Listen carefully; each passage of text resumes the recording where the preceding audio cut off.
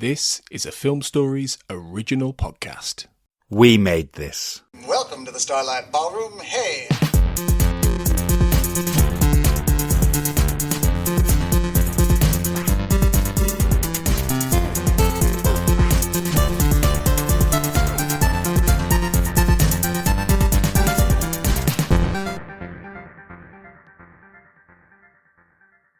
Hello and welcome to Shipwrecked Comatose, the podcast about Red Dwarf, here on the We Made This podcast network. My name's Mark Adams and I am your host. We are a little bit behind on what we were hoping to get posted by now. You might have noticed, you might not have done. We had planned episodes on the AA and the Smegazines during these last couple of months that we are struggling to find time to schedule. Essentially, as all the five of us have come out of lockdown, we've all had to readjust our life balance a little bit to what we had during lockdown. And I think we're not the only people that have struggled with that. We love this podcast and we are continuing with this podcast. We are just sometimes struggling because we're all working different kinds of hours, different situations with our families. We're struggling to be able to schedule stuff as easily as we once did. Doesn't mean that this podcast is going anywhere. We're still going to do episodes on the AA ads. We're still going to do episodes on the Smegazines. They just might be a little bit later than we'd hoped. Early 2022, we are also going to do Series 6 of Red Dwarf as well. A full rundown of all the 6 episodes in that. In the meantime, we thought you might like a cheeky little repost of something else, which is basically the reason why Shipwrecked Comatose exists. During lockdown, I did a daily podcast. I was actually that bored. Yeah, so I did this daily podcast called Don't Say the C Word, and I got a different guest from different parts of my life to pop on and have a chat for about 20 minutes about something that they like. And Kurt came on and talked about Red Dwarf. We had such a lovely chat that at the end of it, after we'd stopped recording, I said, Kurt, do you want to do a podcast about Red Dwarf? And Kurt goes, I think I do. So we did, and this is kind of what happened. So, yeah, enjoy Past Mark, Past Kurt, and the origin of Shipwrecked Comatose.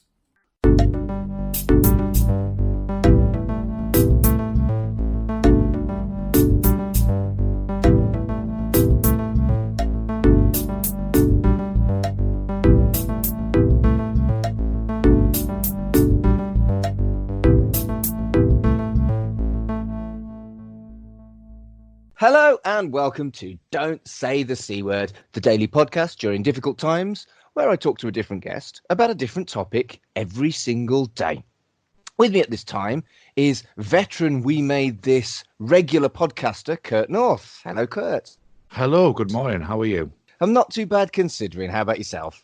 I'm good. I'm getting to do podcasting, come off podcasting and go straight into a Skype call with work. So, you know, it's basically my life now is effectively talking through my Blue Yeti, which is something that I wanted to do for a long time, consistently, but maybe not with work. So it's going interestingly, shall we say.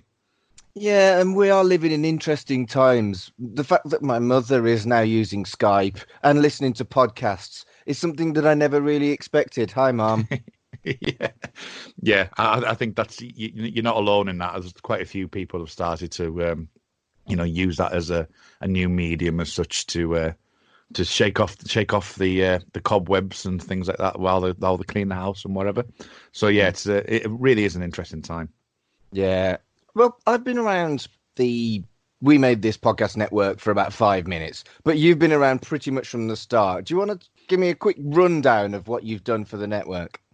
Yeah, well, I started on the Xcast with Tony. Tony's Xcast, the X-Files podcast. That was before the network was even born. I appeared on a couple of Patreon roundtables on there, and eventually took some hosting duties and some guest duties. I've then moved on to showrun a show myself, 2 shows actually. One was Pick Up a Podcast, which is a podcast about podcasters and podcasting. So similar to what you're asking me now, actually. Where I interview people about their podcasts and how they formulate that podcast together, what they do, what disasters they've had, and how they approach their show, things like that. So that's how I tend to look at the Pick Up a Podcast as a way of getting to know people and also spreading the net, and for anyone who wants to find a podcast that they may not be listening to at the moment to do that. So I started with that. And then Tony had been trying to get the Millennium podcast the time is now up off the ground for some time. It just wasn't one. It was a project that wasn't really getting to the point where it could be aired. So we were trying to record quite a few. And he asked me if I would show run that. So for the past season and a half, we've been doing that. So I've been showrunning the Time Is Now podcast, which is the TV show Millennium, which was on between 1996 and 1999. And that was a show that was the sister to The X-Files. It was a spin-off show starring Lance Henriksen from Alien fame. So that's what I've been doing. That's due to come back in a couple of weeks, actually, the Millennium podcast. We took a break at Christmas, and we're coming back with that in April. So I've been on other We Made This podcasts as well. I've been on things like Pick a Disc and the like. So so I've been in and around the group and the network for quite some time, I would say. I'm looking forward to my episode of Pick a Disc coming up. What did you pick for your Pick a Disc? Mine was U2's Act Chung Baby. It was the pilot episode as well, the very first. But yeah, I'm a big U2 fan. So and Matt isn't. So it was interesting to delve into that and to hope. I think he does actually like the song that we suggested at the beginning. So it's nice to do something a bit different. Yeah, well, I picked Fatter the Land by The Prodigy, and similarly, Matt hadn't even listened to that album, and I was like, but it's one of the best albums in all of time. Yeah, it is. I remember watching. When was Fatter the Land out? Was that 1997? Okay, so I would have been in the final year 11. I would have been at school, so I'd have been 16, 17 at that point. So that was bang at it at that point. It was throughout the clubs and stuff like that where I shouldn't have been going, but potentially I might have been there. Yeah, well, I'm a couple of years older than you, so it's exactly the same. Yeah. Exactly the same for me. I saw them at Glastonbury 97 and it changed my life. Oh, right. Okay. That would have been something else. Anyway, that's not what we're talking about, although I could happily talk about The Prodigy forever. What are we talking about today, Kurt? We're going to talk about the TV show Red Dwarf. I think specifically because you haven't seen them, the Dave episodes of Red Dwarf, rather than the classics first 6 series and then the 7th and 8th from the BBC. Yeah, and complete confession time. I think I did see was there a weird one where they played both Craig Charles and Lister, and then Danny John Jules and the Cat, and it was some kind of weird ass crossover that I didn't like. You might be thinking of the Back to Earth. Yes, Back to Earth. Yes, because he was playing his character. He was playing his actor on Coronation Street, Craig Charles. Yeah, so that was the one. That was the first one that came back since the season 8 of Red Dwarf, which was back in the late 90s. And Back to Earth was the first one on Dave. I didn't get on with that at all, which I think has put me off since. And the first 6 series were sublime. The 7th series I felt was unfairly maligned because the 6th series was so good. The 8th series, in my opinion, not so hot. Would you have similar views of the BBC run? I would. I actually enjoy season 8 more than most people. I still think that that's a really good season of Red Dwarf. It's probably come down in my estimation with a couple, which we'll talk about shortly, with the Dave ones. But I would agree. Yeah, I mean, season 6 was just top end, and there was a big gap between season 6 and season 7. And season 7 really struggled, and I think because there wasn't a studio audience there, I think things like timing and some of the stuff that we're trying to do, and they're guilty of this in the new run as well, but wasn't quite there, and it didn't really connect with the audience, and didn't really work. And it wasn't the best season 7. There's moments, but season 7 is probably the worst one out of the lot of them for me. Okay, because maybe it was just my desperate need for new Red Dwarf. I did get on okay with season 7. My issue was the lack of Rimmer, and I didn't like the change of Claire Grogan to Chloe Annett for Kachansky. Yeah, I mean, I did enjoy aspects of the change, but it just didn't have the same feel. And some of her comic time was actually some of it was actually really good, and they did go down some interesting avenues in season 8. They found her more in season 8 than they did in season 7 for me, and especially with Crichton. I think they worked out that Crichton and Kachansky in that form worked better, and they paired them up a lot in season 8, which I think was a good thing to do. But you're right with the absence of Chris Barry and Rimmer, because I think, especially with the new ones, which, as I say, we'll get into, the new ones focus quite a lot on Rimmer's backstory. And without him, you don't really have a soul. Lister has his own story, but Rimmer's is more interesting, I think. And I think without him, it does suffer. So let's go on and talk about the new Dave series. The one that I've seen, which was would you call it Back to Earth, Down to Earth? Back to Earth. Didn't have Chloe Annett at all, or Claire Grogan, and really just focused on the main 4 characters. Is that what they did going forward, or have they brought back other characters as well? Well, no, I mean, Chloe came back at the very end of Back to Earth. It was the thing about Back to Earth was a play on Blade Runner, and everything that was involved in that was kind of quite esoteric, and the way they formulated was really strange, and it's probably all the weaker for it. I actually enjoy it in some aspects, but it's not really Red Dwarf. It's kind of like a different avenue that they went down, even more like a parody, and a much love to Blade Runner, the show, than the film, than anything else really. But when it came to Red Dwarf season 10, because they missed season 9 out because it was quite interesting in itself, and they didn't really consider Back to Earth for season 9 either. So it's kind of all gone a bit weird. But Red Dwarf 10 really went back to basics. It went back to the formula of the 4 of them, of Chris Barry as Rimmer. You've got Crichton, Dave Lister, and the Cat. And season 10 especially focused totally on the characters, and it was very kind of back to old school season 3 onwards Red Dwarf, and I think it was much better for that. Whereas Back to Earth, it was more it kind of tried to do something big, and it should have gone small like it did with Red Dwarf 10. Yeah, and I think that is widely regarded as when Red Dwarf hit its sweet spot, was around series 3.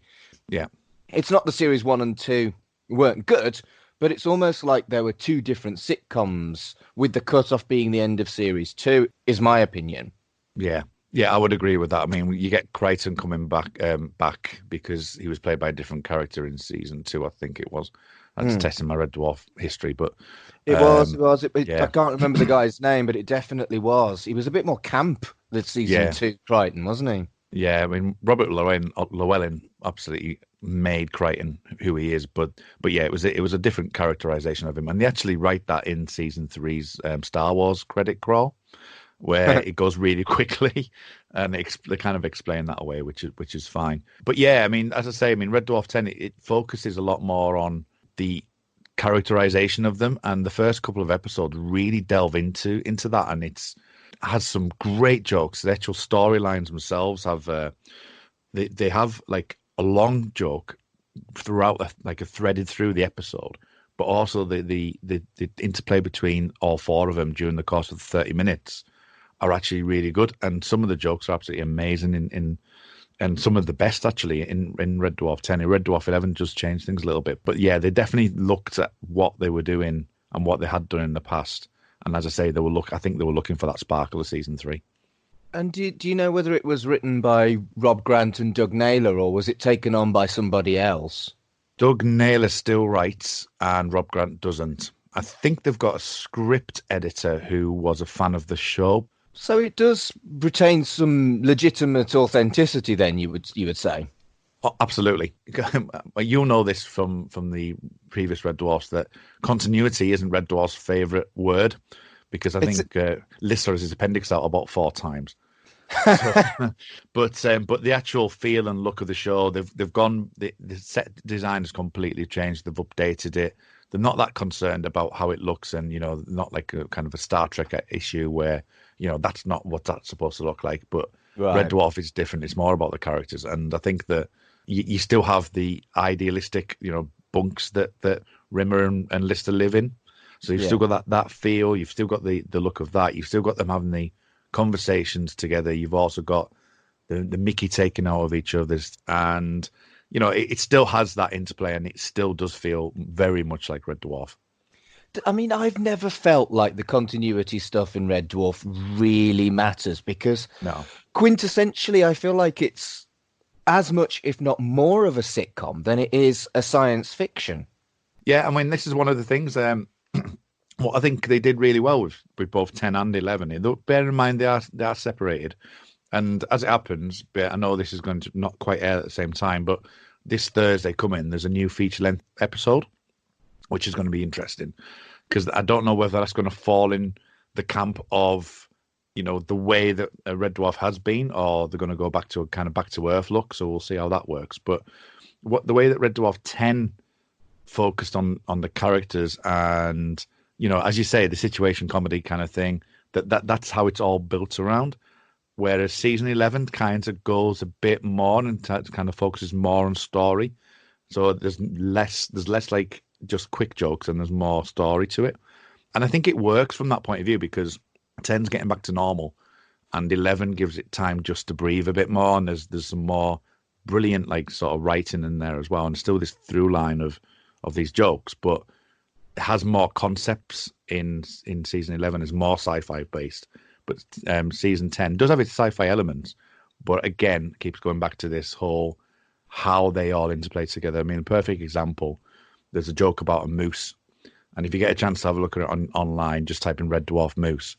It uses the timing. Danny John Jules, who plays the cat, you can tell he's using the audience as the timing. So he kind of says something, and you can tell he's waiting for the audience to calm down. But the actual moose joke, it's played over about 15 minutes. But I think the YouTube videos cut it down to about 8. And that is the perfect epitome of what season 10's about. It's about them interplaying with each other, about typical old school Red Dwarf. Rimmer's trying to pass an exam, and the crew around them know something that he doesn't, and they're making fun of him. And I think it works absolutely perfectly that way, without being that sci-fi trope. It's got that perfect build up to the end of that joke, and it works really well. You've made it sound like season 10 and 11 are basically carrying on almost as if we've forgotten maybe 8, there wasn't a 9 and a 10, and it's moved back to what people loved for Red Dwarf. Would you say that was fair? Yeah, definitely. I think the Back to Earth, if you don't know Blade Runner, you won't really get some of the jokes that they're saying. Red Dwarf 8, I as much as I enjoy Red Dwarf, they kind of brought in the crew of Red Dwarf back, and it was a lot of stories could be told that way and expanded it. But I think looking back at how Red Dwarf works, it needs to be that small ensemble, either on Red Dwarf itself in the quarters or on Starbug, because that's where it works the most. And yes, I would totally agree. If you jump from season 6 to season 10, there's not much of a difference, I would say. It has its moments. It's not as good and as tight and as sharp as it used to be, by all means. There is, acting issues. There is things that kind of jar a little bit. But I would say 70% of the time it actually works really well, and they are really good seasons of Red Dwarf. I'd say if anyone was wanting classic Red Dwarf 10 is more chewable than Red Dwarf 11 is. The Red Dwarf 11 has a bit more to it, but may not be everyone's cup of tea. I'd definitely say Red Dwarf 10 is better. You seem to genuinely really like both of them. I do. Would you consider like 10 and 11, either of them, to be your favourite series? Or if not, what's your favourite and why? Ooh. I think it's, again, I haven't looked at the seasons, but I'd say that it's got to be three would be probably the best season overall. You mentioned about them finding the stride and hitting what I would say is the epitome. I think 3's got the Gunman of the Apocalypse in it, which was Emmy Award winning. It's season 6 with Gunman of the Apocalypse. Yes, sorry, yes. It's been a long time since I watched the classic ones. I've been too busy watching 10 and 11. But yeah, so and I think Polymorph must be in season 3, and I would have thought. But yeah, the first one is, and then they have the second Polymorph one in season 6. Yeah, so I'm going for season 6 then. I think season 6. I've just convinced you the same as me then, because season 6 is my favourite. There isn't a bum episode in the whole thing. The first one is where they end up going to the planet of the Gelfs, and Oh, yeah. he has to marry. Right. Yes. Yes. Second one is no, I've drawn a blank. I think the third one is Gunman of the Apocalypse, but no, I haven't got them in front of me. This is just off memory from watching them so much with my brother in Okay. the late 90s. No, But I've got them. I've got them here now. Go on. So season 6, number 1 was Sirens, Legion second. Then you've got Gunman of the Apocalypse, Emo Hawk, which is Polymorph 2, Yeah. Rimmerworld, which is the one where they made people out of. I think that was Rimmerworld the one. Yeah, he was the one where he made like things like Julius Caesar and that type of thing, Elvis and all those type of things. Yeah. And then Out of Time was the cliffhanger, which never got kind of resolved, which is a brilliant thing in Red Dwarf 11, I think it is. The end of season 8 finishes with Rimmer talking to Death and going, "Not now, matey," and kicks him in the balls. And there's this whole scientific like thing falling apart, the universe is falling apart kind of thing. And they reference it in season 11. But what they do so cleverly is they start saying, "Well, what about that time you did such and such?" And someone interrupts them, and then you never find out what happened at the end of season 8. And it's a running joke through the whole episode of like Red Dwarf fans around the world are going, "What happened at the end of episode 8? How did you get out of that?" And they deliberately don't answer that question, which I think is genius. Excellent. Because weren't they killed by their corrupt future selves? Yeah, there was, and then Rimmer had to go into the alternate universe where it was all the mirror universe kind of thing, which was backwards, and he to find an antidote for like a virus type thing that they had on the ship. Yeah. And when he came back, the virus was backwards because it was in the wrong universe. And then you get Rimmer dying basically and seeing death. So that's I think that was potentially what happened at the end of 8. Yeah, but it was how this microorganism virus had affected the ship and had killed them all, and how they eventually got out of that, which you never find out, which is fantastic. Do you know what? I bloody love Red Dwarf. I watched it so much as a kid on VHS, sat there with my brother. I remember it fondly, but having had this conversation, I really bloody love Red Dwarf. I need to get me on seasons 10 and 11. I definitely think that's a priority for me. Yeah, you'll have to come back to me on Twitter and the like, just to let me know what you thought, because I think if you do like the likes of seasons 3 and 6, I think you will get on with it quite well. What I'll ask you though is, with being such a, how much you love it, one thing that was ahead of its time was the Smeg Ups and Smeg Outs. Did you have them on VHS, and how did you enjoy them? I very much had those on VHS, yes. Never on anything other, but it was always VHS.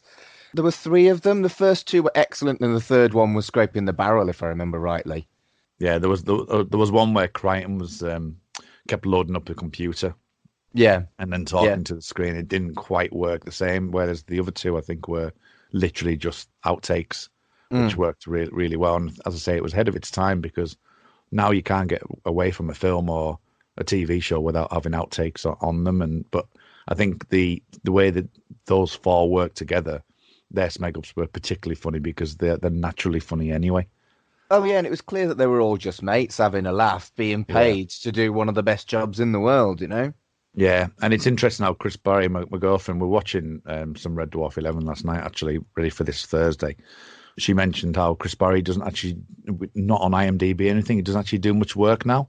So the only time he really comes out of his shell is to do Red Dwarf. And I know that he had issues, later on around the season 6, season 7 mark, where he didn't want to come back to it. There was people potentially saying that him and Craig Charles didn't particularly get along.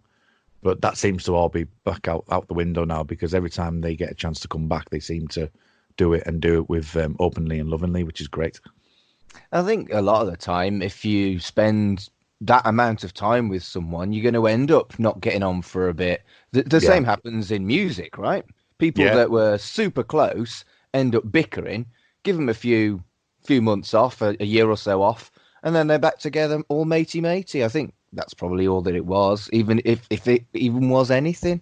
Yeah, I mean, swing back round to what we were saying before about U2's Achtung Baby. I mean, that until they found the song One, that was they were pretty much ready to break the band up at that point, and that was back in 92, 93. So they were ready to go at that point. They found the song, and then they found themselves again, which was and the rest is history with that. And And even so, like Gillian Anderson and David Duchovny in my favourite TV show, The X-Files, that there was rumours that they were getting tetchy with each other, and there was arguments behind the scenes. But, you know, when you're doing 24 episodes of television over a course of a year, working 16 to 18-hour shifts, and probably the same with Red Dwarf, you know, it's not the best breeding ground for all happiness and love, is it? You know, they're going to have tetchiness, as Lister would say. Yeah, and then they'll be writing it on boards and showing it each other and stuff like that. Yeah, exactly.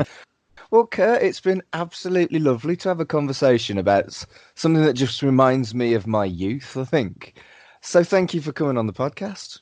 No, it was my pleasure. I absolutely enjoyed this. It's good to be able to speak about something that I dearly love, and you know, something that I won't potentially touch upon again. So having and even bringing somebody back into the fold, I think, has been worthwhile. So thank you for having me. I'm sure that we'll speak again in other realms on the podcasting network that we're on. Thank you for having me. Thanks for listening to Don't Say the C Word. I'll be back tomorrow with a different guest and a different topic, and I will see you then.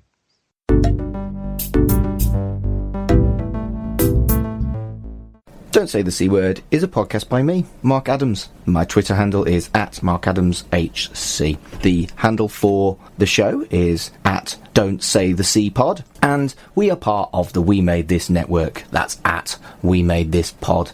Thank you for listening, and we will see you tomorrow.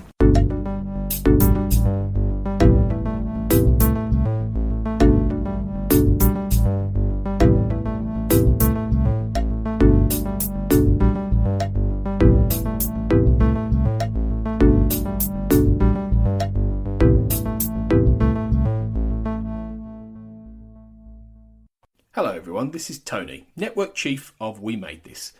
As you know, our podcast network brings together a brilliant assortment of talent who talk about all kinds of pop culture content, such as the episode you've just listened to. We're not going anywhere, but we'd love to keep the lights on for even longer if you're able to support our network on Patreon. For just £2 a month, you get your name in lights and the satisfaction of knowing you're helping us produce more great audio. And for £3 a month, you'll get your name in lights, but you'll also get access to an exclusive bi-monthly podcast from the We Made This talent pool on podcasting, pop culture, and, well, you tell us. We'll take your suggestions. For less than the price of a coffee per month, you can help keep We Made This going. Just head to patreon.com/We Made This. That's patreon.com/We Made This. And get the ball rolling.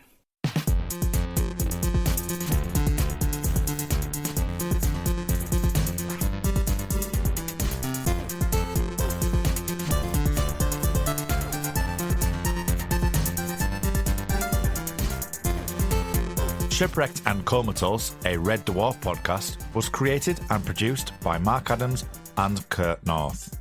You can find us on Twitter @RedDwarfPod, and we are part of the We Made This podcast network, which can be found online at WeMadeThisPod.com or on Twitter @WeMadeThisPod. Elsewhere on We Made This. Chucky Vision. I've been on some Chucky forums, and there is a lot of hate about Chucky being woke, having a homosexual agenda, how it's ruined the franchise by making it too gay. And I'm like, really? How can you possibly suggest that it's ruined the franchise by being too gay when Seed of Chucky is a thing? And even if people, like, I know some people, like, I mean, Seed of Chucky is quite a debatable film, but, like, even Bride is very camp. People should have known the sensibilities of this franchise ages ago. Free with this month's issue. The editor, Mark Sutherland, who's a cunt, A notorious man. Yeah, he's the man that ran the magazine into the ground. He opens the issue with a really fucking cringy editor's letter. Oh, yeah, he does. Which says, for the first 8 months of the year, the alternative nation was depressed. UK garage and pop shite was ruling the charts, and our music was being pushed off the airwaves and common room stereos across the land. Oh, Jesus. Now, I looked into the alternative music scene of the first 8 months of 2000. Already released that year, there had been Primal Scream's Exterminator, Blood Flowers by The Cure, Suicide Pact You First by Therapy.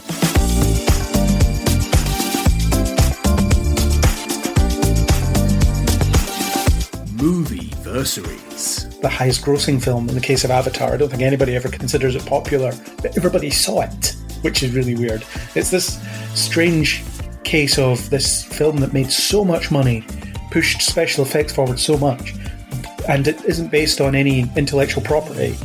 Not directly anyway, but it has zero cultural footprint. Nobody talks about it. Yeah, apart from the whole visual thing, right? It's impossibly mediocre. It is so middle of the road. It's not even bad enough to be spoken about. Check out all of these shows and more on the We Made This podcast network.